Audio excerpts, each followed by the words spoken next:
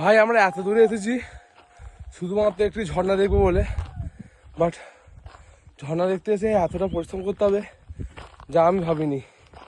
তবে ঝর্ণা দেখতে পাই আর না পাই, একটা এরকম সুন্দর ঠিক ভিউ দেখতে পেয়েছি, যাই কষ্টটাকে অনেকটি কমিয়ে দেবে। হ্যালো গাইজ, আমি জানা আমার আবারও একটি নতুন ভিডিওতে আপনাদেরকে স্বাগত।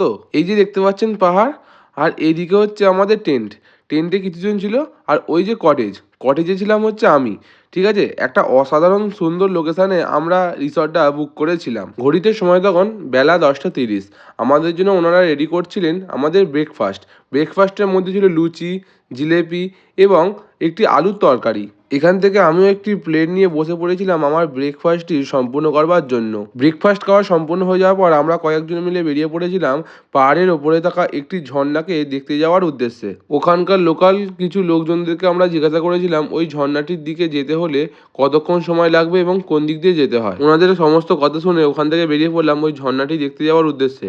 তবে ঝর্ণাটি দেখতে গিয়ে আমাদের সবাইয়ের এত খারাপ অবস্থা হবে যা আমি ভাবিনি। বিশ্বাস করুন, প্রচণ্ড পরিমাণে কষ্ট হচ্ছিল ওই পাহাড়টির মধ্যে উঠতে। এত কষ্ট করে গিয়ে ঝর্ণাটি দেখতে পাবো কি জানি না, তবে এত সুন্দর ভিউ দেখে মনটা একটু শান্তি পেল।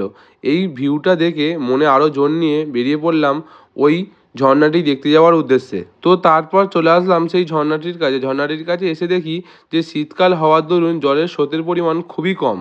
এই যে ঢালটি আপনারা দেখতে পাচ্ছেন, এই ঢালটির নিচেই ছিল একটি এই ঝর্ণারই অসাধারণ ভিউ। ওখানে জলের স্রোতের পরিমাণও অনেক বেশি ছিল। ওখানে গিয়েছিল শ্যাম এবং সঞ্জু। এত সুন্দর লোকেশানটি আপনাদের কীরকম লাগলো ভিডিওর কমেন্টের মাধ্যমে জানিয়ে যাবেন। আমার ভিডিওতে আপনাদের ভালো লেগে থাকে তাহলে লাইক, কমেন্ট, শেয়ার করে পাশে থাকবেন। আবারও দেখা হচ্ছে পরবর্তী ভিডিওতে। Good bye.